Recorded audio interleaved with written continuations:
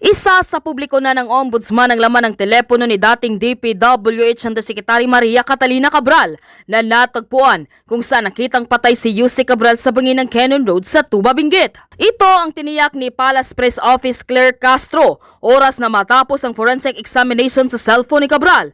Dagdag ni Castro, ipinangako umano ng ombudsman ang transparency sa investigasyon sa flood control scandal na kinasasangkutan ng ilang opisyal ng DPWH, mga mambabatas at pribadong kontraktor. Matatanda ang nahulog umano sa bangin sa Tuba, Benguet si Cabral noong December 19. Isinuko ng DPWH ang kanyang gadget sa ombudsman ilang araw matapos ang kanyang pagkamatay. At ito ang kanilang mga naging natuklasan. Narito ang buong detalye. Panuurin, pakinggang mabuti at kayo na ang bahalang umusga. Ngunit bago tayo magpatuloy, huwag kalimutang i-like, share, subscribe, and click the notification bell for more updates and for more upcoming videos. Maraming salamat! Ating pag-usapan sa ngayon ay ano na kaya mangyari at namatay na si Yusek Maria Catalina Cathy Cabral.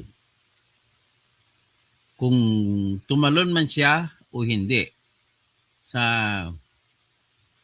bangin dun sa Camp 4 sa Tuba, Benguet, malapit sa Baguio, ay hindi na mahalaga. Ang mahalaga ay may pinag-iwanan siya ng ibang mga laptop niya, mga records. At syempre pa, makukuha yung cellphone niya. Kahit sa ayaw pa sa gusto ng kanyang pamilya, makukuha yun.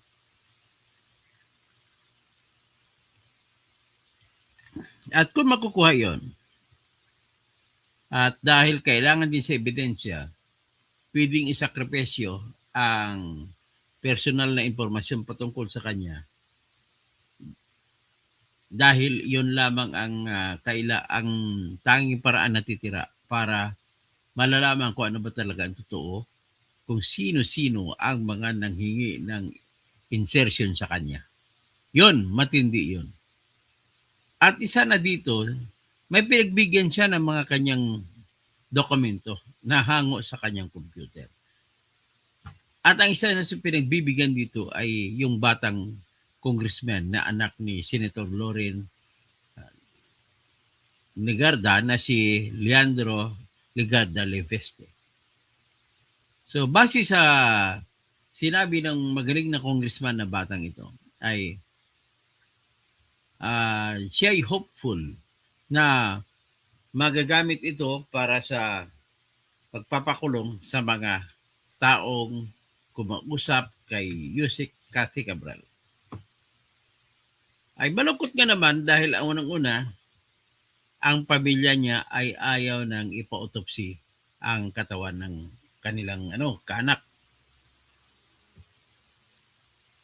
At ayon naman sa kwento ng driver, although maraming issue, pwede mo sabihin na nagduda ka rin kuminsan kasi putol daw ang paa niya na matagpuan. May tama ang ulo, pero ang tama ay hindi barila, tama ng bato siguro no antog. So, ganun po ang nangyari. So, ibig sabihin, wala ka talagang indigasyon makikita kung may tumulak sa kanya o wala. At kung may tumulak man sa kanya, ibig pong sabihin nun ay may kinalaman at may alam ang driver niya na si Mr. Hernandez. Pero kung guilty man itong si Hernandez, ay sana sa karanasan ko bilang abogado, hindi na siya nagpapakita. Wala nagpapakita pa siya para tawag ng pulis para manghingi ng tulong, hanapin ang kanyang amo. So with that, all I can see is at least it is the near proof na hindi na inosente yung kanyang driver. Una, yung driver niya, matagal niya ng driver ito. At walang sino mang mga matagal na sa amo niya na mag-isip na tatraidor sa kanyang amo, maliban na lamang kung may milyon-milyon na kapalit. Na sabihin halimbawa, iniwan niya, itulak niya, tapos lakad siya. Pwede rin mangyari yan, pero yung taong gumagawa ng ganon, ay mahirap po gumawa ng drama kung hindi ka sanay, mahirap gumawa ng drama na sabihin mo na iniwan mo yung amo mo kasi dahil sa kanya gusto niya mag-isa. Ang kuwan lang doon, yung indiscretion, siguro kilala niyang amo niya, matagal na siguro ginagawa ng amo niya, kung minsan magpapaiwan sa isang lugar, at wala namang nangyari in the past, na nakaraan. Pero ito ngayon, may nangyari. At anyway, what is important here is, may foul play man o wala, sinisiguro ko na hindi pa rin makakawala ang mga taong dahilan ng ating mga pera sa flood control na nagkakawala. Okay, pakinggan muna natin, siguro ito si Yusik Cathy Cabral, ang salita na tinanong siya, which is, pwede mo gamitin na parang kakaiba no, sa investigasyon, kung mga Sherlock Holmes sa investigation. Ako, bilang abogado, pwede ako makagawa ng investigation dito. Siyempre, sanay ako sa abogado, nung hindi pa ako na-disbar, ay ang korte ko talaga, trial sa korte. Criminal court. Criminal case. So, pakinggan muna natin itong interview na matagal na kay Yusik Cabral. Doc Catalina Cabral, welcome to DNC Magazine. Thank you. What is your most favorite place in the Philippines? Favorite place, Palawan. Most iconic structure in the Philippines? Most iconic structure, that will have to be the Quezon Bridge. Kita mo ha? Matalino siya sumagot eh. So, ang favorite place niya in the Philippines ay Palawan. Tapos, ang most iconic structure, pinili niya yung Quezon Bridge. What is a structure that best represents design and construction in the Philippines? Well, at this point, no, there's really no landmark to describe the Philippines. That's why we want to build more landmarks. Biggest phobia? Heights. The biggest phobia, so heights. So, pag sinabi niya, takot siya sa height, parang hindi na tayo maniniwala. Nagbibigay tayo ng duda dun sa sinasabi ng driver niya na umupo siya doon para magpaiwan. So, heights, sinabi niya, height ang kanyang kinatatakutan. Kami mga civil engineer din kasi ito eh. Although may takot kami sa height, but then, it is one phobia that we must conquer kung gusto namin na magaling kami na civil engineer. Kasi as civil engineer, maraming mga pagkakataon na ang trabaho namin ay kailangan umakyat kami sa taas. Hindi ka natatakot yung mga yung mga maraming trabahante na umakyat sa mga tataas na building. Mga skyscrapers nakapatong na sa kawayan. Nakapatong sa tinatawag na sa scaffoldings.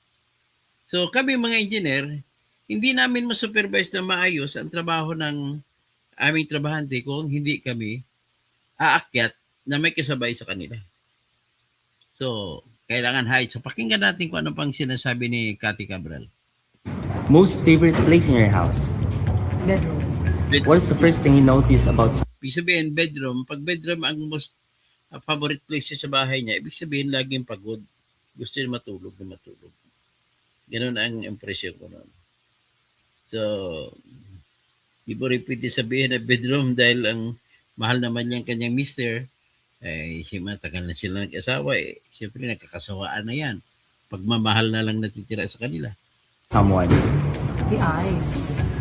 Favorite book of all time?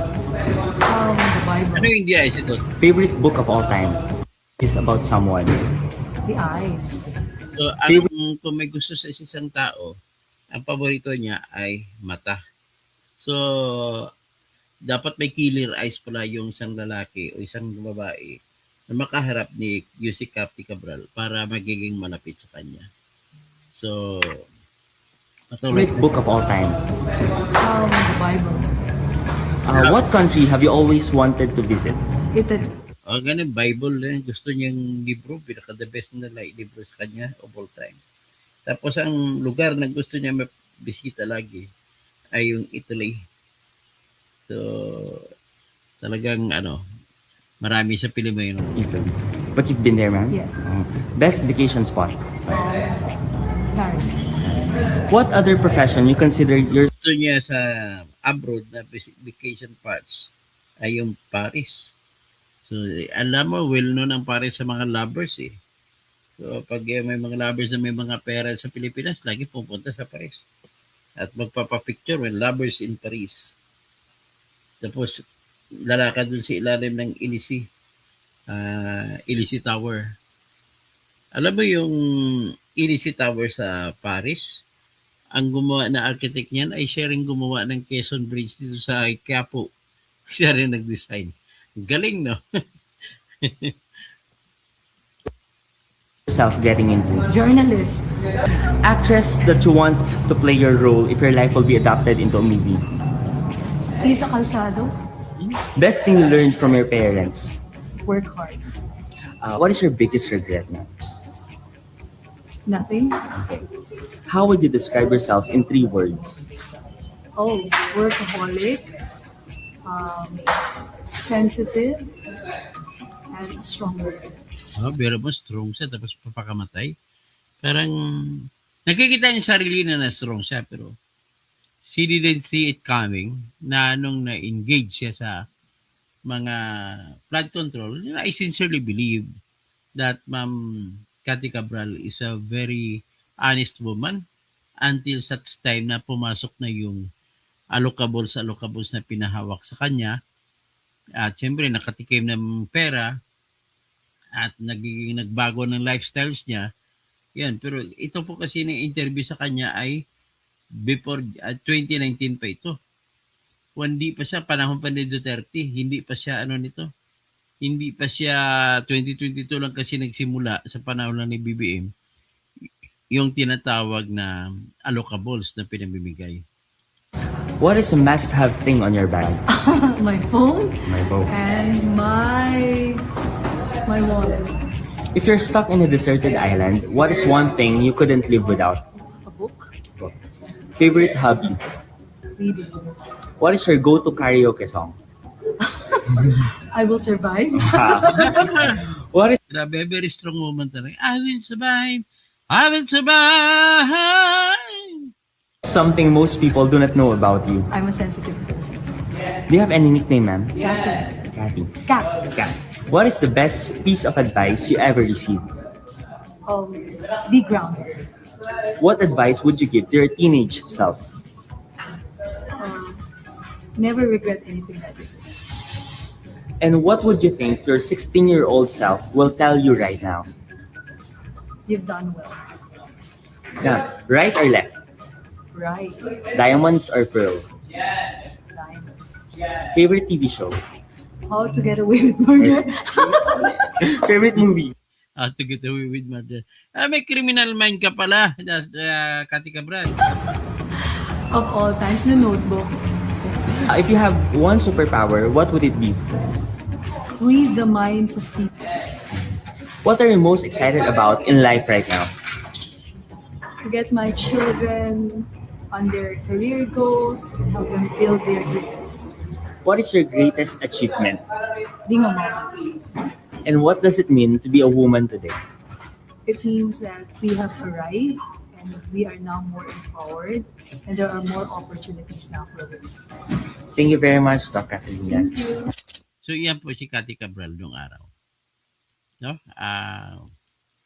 Tapos, ang driver niya, naniwala naman ako except one thing na iiwan niya. Tapos, meron pala itong sakit sa yung natatakot siya tumingin. Pero, yun naman kay Libeste nagsalita. One of the people na nakausap niya bago siya nawala sa mundo ay surprisingly yung batang congressman na si Libeste. Ibig po sabihin kung bakit nakausap niya of all people, of all congressmen, ito si Libeste ang may may solid reputation na one of the honest congressmen sa Pilipinas sa ngayon. So let us Let us listen to what Congressman Leandro Ligarda Leveste has to say on Cathy Cabral. Let's get on. Ito. Ito.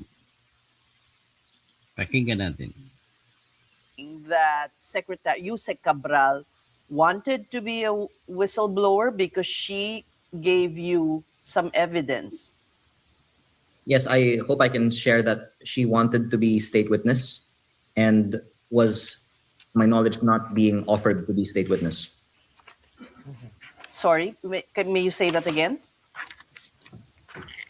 She wanted to be state witness and she was not being offered to be state witness. She was not being offered. She And if I can- intimated this to you. No, this is what I was told, but I actually also just received an official statement purportedly from her family that I also shared with your producer right before this show, that also wanted to put on the record that not only was no case ever filed on her, but that it was regrettable that even if no case was filed, she was repeatedly dragged in what appears to be a public shaming campaign by persons who have since capitalized on the issue for political gain.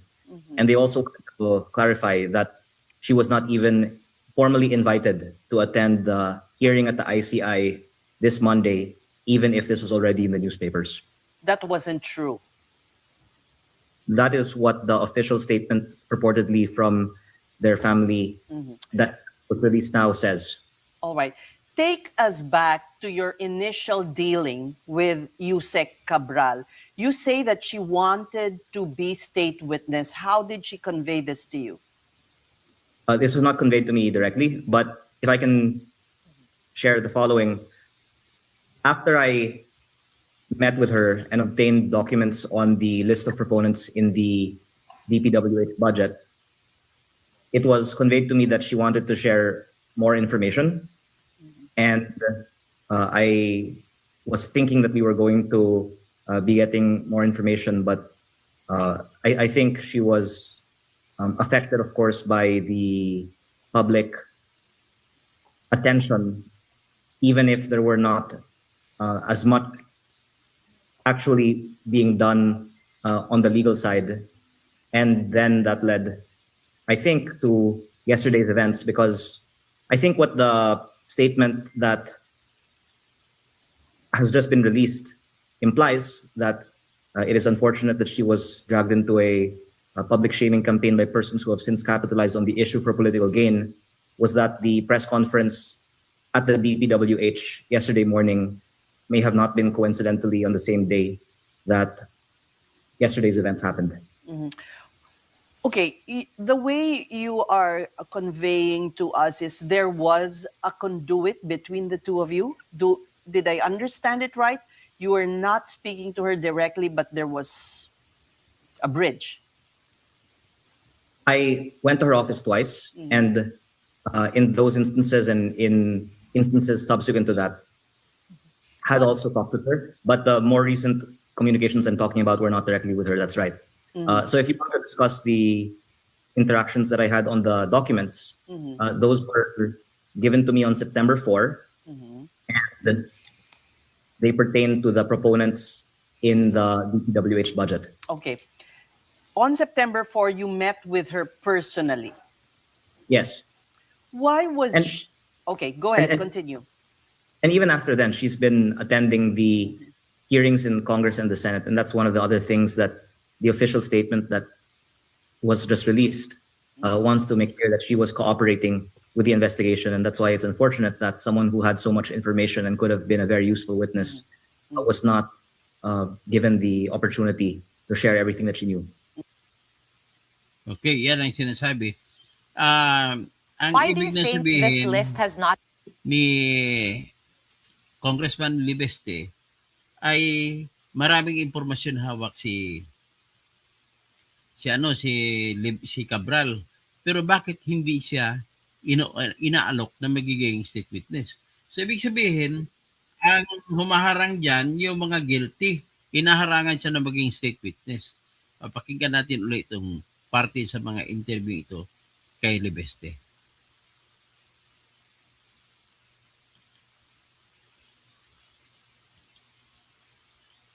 Saan ba yun? Wow. Napatay ko ata.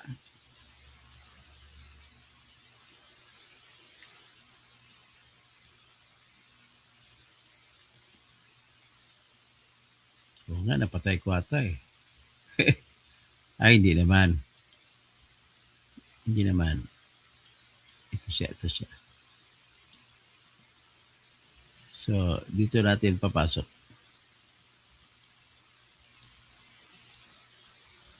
So, ito, ang sunod natin, ibigay natin ang informasyon na sinasabi ni Congressman Libeste na marami daw mga taong mga guilty ang humaharang na magiging state witness si Yusek Cabral. At ito po yung nasa-sense niya. So, pakinggan natin ang sinabi ni Congressman Libeste.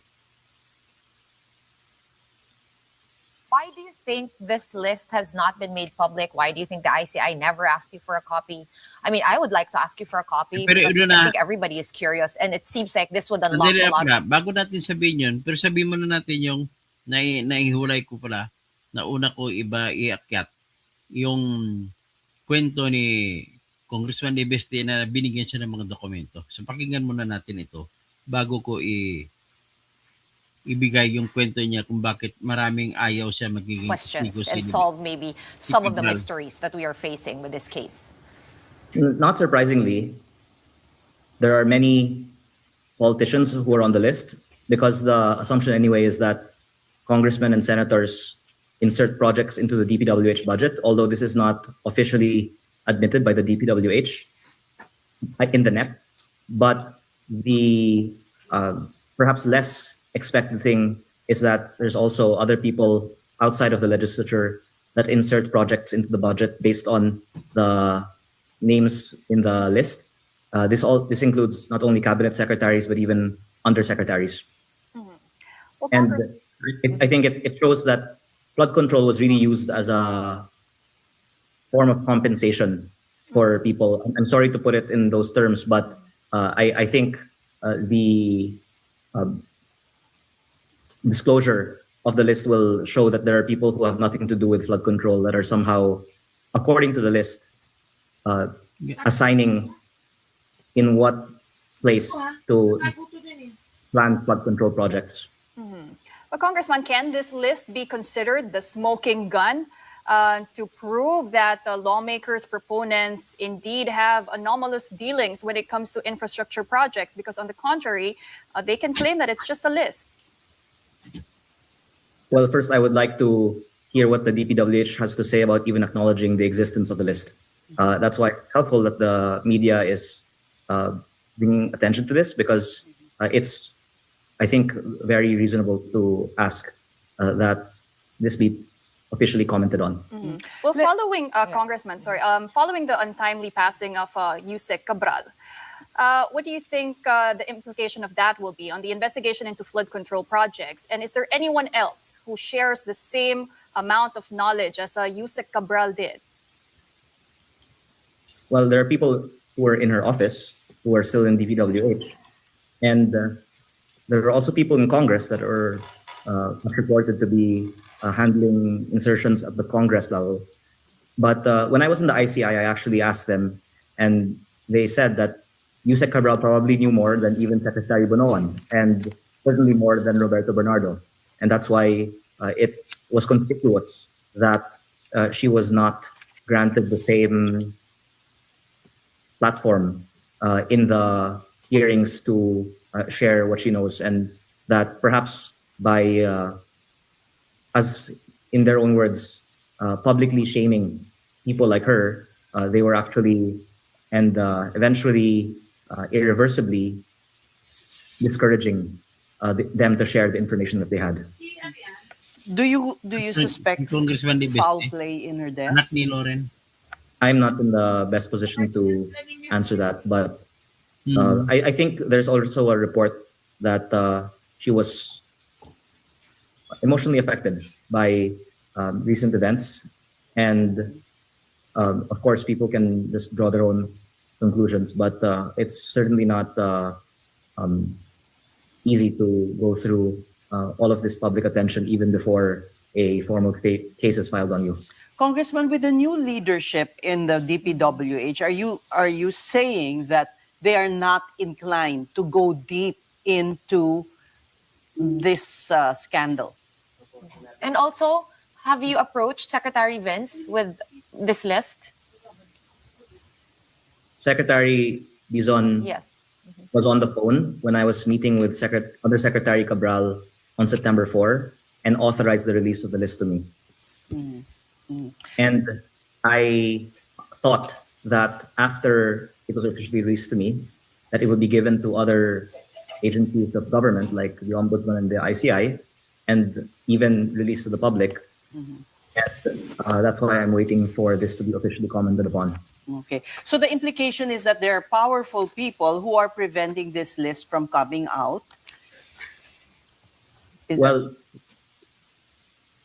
presumably the people who are on the list don't want it to come out. And there are many people in the legislature and outside of it who are on the list. How far up does the list go, Congressman?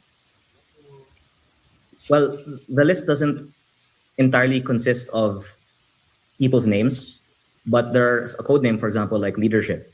And that would have a large amount of projects attached to it, including some of the projects that are constructed by some of the people who I've named previously in my own district. I would leave it then to the DPWH to explain who is leadership. All right. I just like to refer to one press conference you had that was a bit strange because you were speaking to someone from the DPWH and you were saying your source was the DPWH, and then the following day you denied. Were you protecting Yusek Cabral at that time? What was? No, the person who called me was a new appointee of the DPWH on the instruction of Secretary Dizon, which was confirmed by Secretary Dizon. And that was because I worked with them to confirm also that there were two appointees who were themselves contractors, who were brought in by an undersecretary who was connected to Congressman Garjola. And that's a totally different episode than the file from Secretary Cabral. But from that, you can see that I've been probing into the DPWH. Okay. So, yan ang ano. Pakinggan naman natin tong isa pa na gusto ni Cabral magiging state witness. Sayang, hindi siya nabuhay na para maging state witness. Pero dito makakuha tayo ng hint kung paano natin patakbuhin. Kung ako naging investigador nito, paano ko patakbuhin ang investigasyon para mahuli ko ang mga tarantado mga congressmen. You gave this to the ICI as well. The ICI had no such list, that it had to come from you? I showed it to them on November 18, and they went to office in Congress on November 19, and the Ombudsman's field investigation team also came to my office on November 26, and they said it was the first time that they saw this list, because as I think I also mentioned before, the ICI's team visited the DPWH central office in early September and said that her office was cordoned off, and they were not given any of the internal files from her computers. And then when they eventually came to her office after the ICI was formed in later September, the computers that had these files were no longer there. Kong, can we clarify? Because the last time we spoke to you, we asked you if she indeed gave you a copy of all the files. Can you confirm that you have a copy of all the files with the proponents in them? That is only part of her personal documentation. And do you have a complete list? The last time you were saying that you wanted, authorities to get a hold of the computers. But do you have in your possession a copy? And did you just show it to the ICI, or did you share another copy with them? Yes, I have the list of the proponents in the DPWH budget. And I was focusing on Congressman Garjola because that was the subject of our general discussion. But of course, out of the entire budget, there are many other proponents than just Congressman Garjola. I want to explain that there's the allocable and non-allocable. And the allocable is 400. Yung allocable na to, dito to na yumari ng gusto si Sandro Marcos saka si Tambaluslos. Sa allocable na tinatawag, 15 billion ang nakuha ni Sandro Marcos na binigay na nilista ni Cathy Cabral para sa kanya. At ganun din kay Romualdez, 14 billion sa 3 taon, 2023, 24, 25. So, ganun po kahalaga ang testimonya ni Cabral kung pag-usapan natin ang kaso laban kay Sandro at saka laban kay Romualdez. Pero sa tingin mo ba ay makakalibre na ba si Sandro at saka si Romualdez dahil namatay na si Cabral? Ang sagot ko dyan, hindi. Sapagkat ang magsasalita na rito ay yung laman ng computer niya. Ngayon, matatanggap pa yung computer na bilang ebidensya? Sagot ko po bilang isang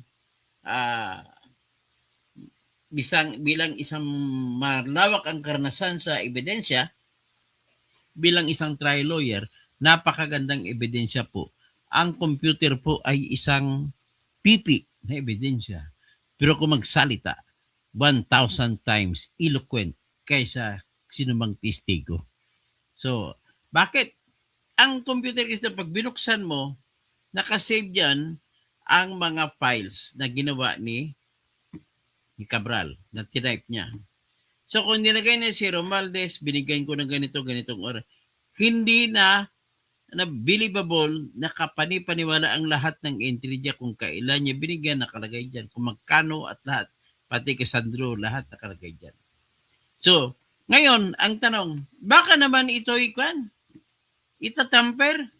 Halimbawa, may isang tao naghawak computer ka, yayariin, may burahin, may kung ano. Huwag kayo mag-alala kasi ang computer po, may tinatawag na forensics. Pag nabura ang computer, nagre-register kung kailan binura. At kapag binago ang files, naglalagay ang oras kung magkano, kung kailan na nawala. At kung may GPS locator pa ito, ay magsasabi pa ng lugar kung saan ito ginawa at anong oras, anong eksaktong minuto. So, ibig sabihin, langga, kahit papalitan pa laburahin mga ebidensya, hindi pa rin mabubura kasi bubuksan ng computer expert ang trace, magre-recording. So, nakikita kung anong unang ginawa, inedit ba ulit, kasunod na araw, makikita anong petsa. Hindi pwede mapadadaya ang computer. Ganon din ang cellphone hindi madadaya. So, ibig sabihin, kung patay na si Cabral, at kung titingnan lang ang computer niya, wala na tayong problema kung tanggapin man o hindi ang ebidensya kasi tatanggapin na yan kasi gawa na ng isang taong patay na. At hindi na, at wala nang, may pruweba na tayo na hindi nagkaroon ng pagkakataon na magsisinungaling si Cabral dahil patay na nga ito. So, iyan po ang kagandahan naman sa ebidensya na computer. So, kung buhay pa si Cabral, delikado pa mag-motion ka na pakuha mo ang computer sa kanya, pwede pa siya magtanggi. Pero kung patay na siya, hindi na siya pwede tumanggi. Okay. Anong klase ito si Claire Castro? Ay, Attorney Castro, ang layo naman ni Duterte yan dito kay Cabral. Unang-una, 2019 pa kay Duterte. 2016 to 2022. Kaya mamaya sa sunod ilalabas ko, magbablog ba ako ulit. At patungkol naman dito kay Pulong. At saka yung si Cabral kasi nag-determine na 51 billion may project si Pulong. Sige, yun lang. Basta kasi sa ngayon, ang aking sasabihin dito ay may pakita ko lang siguro at least nakausap pala ni Cabral si Lebeste. At marami siyang ebidensya binigay dyan. At ito si Lebeste magbibigay daan para makuha yung mga computer files ni Cabral. Pero bago yan, pakinggan muna natin yung interview, yung mga tanong ni Marcoleta kay Cabral. At dito mo maintindihan kung gaano ka-importante si Cabral sa mga kaso na sasampangin laban sa kanila ni Romualdez at saka ni Bongbong Marcos at saka si Sandro Marcos. Ganun po yun ang mangyayari dyan. Kaya tingnan natin. Senate President. If you Okay, can Senator just- Jingge. If we can just extend our hearing up to 2:45, and he readily obliged, allowed us to. So nakakuha na tayo ng approval, Senator. We can stay up.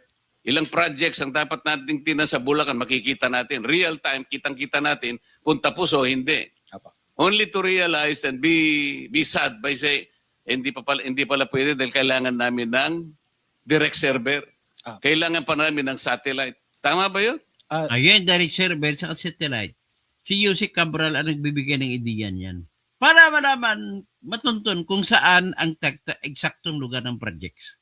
Mr. Chair, let me explain po, Mr. Chair. No?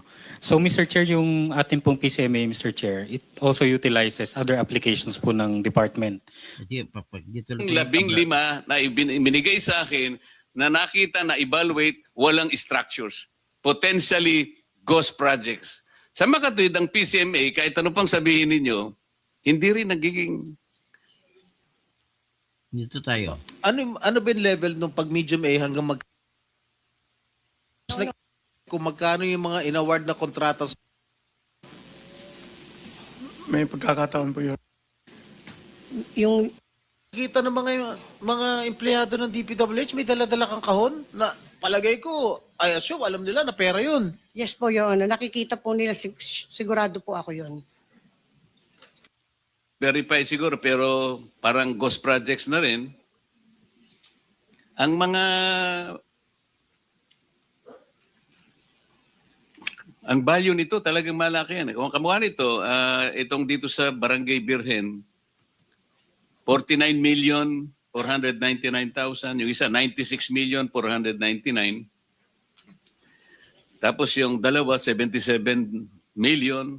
Another 7. Halos pareho pa yung value eh.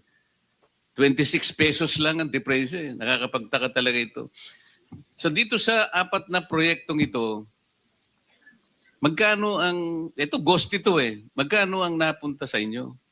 Actually po, Your Honor, 3% lang po yun, yung royalty. 3% ang nakuha mo, di ba? Ngayon si Mr. Arevalo, 2.8%.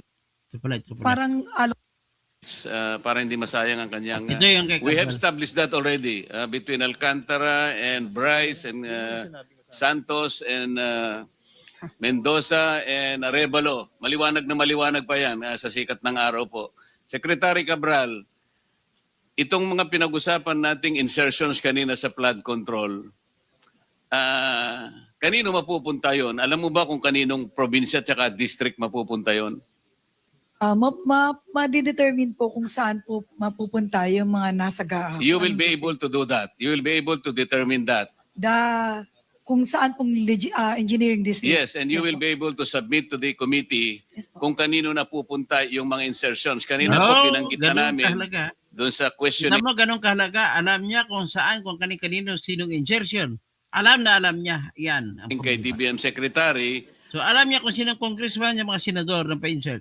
69 billion 2022, 126 billion 2023, 178 billion 2024, 137 billion 2025. So yan po sana maibigay nyo sa amin. Aling district, anong probinsya ang kinapuntahan nun? Yun ang aming gustong mangyari. Si former Secretary Bonoan, palagi niyang sinasabi that there should be a proportionate allocation of projects in the NEP. Pwede kang mag-cite ng isang example lang na nangyari yung talagang proportionate allocation ng mga projects sa NEP. Can you cite an example? Ayun pong sa National Expenditure Program, meron pong pinagawa si Secretary Bonoan na parang allocable formula. Yun po, meron naman pong basis. And then tinatanong ko yung actual na pangyayari na na-exercise sa'yo kasi nung maging gaan na ito, natural lang napupunta.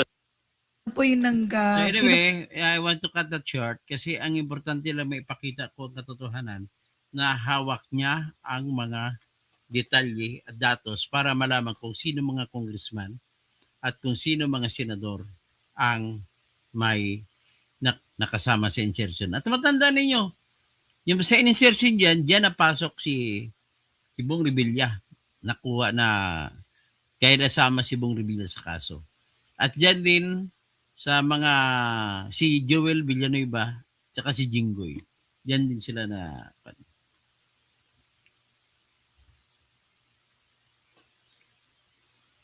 so, hanggang dyan na lang, no? Ang sasabihin ko lang is, huwag tayo mag-alala kahit namatay na si Yossi Cabral at makikita din ang mga ebidensya kung sino mga politiko nag-insert ng mga proyekto sa flood control project dahil lang sa laptop at cellphone ni Cabral. At iyon po ay makukuha natin.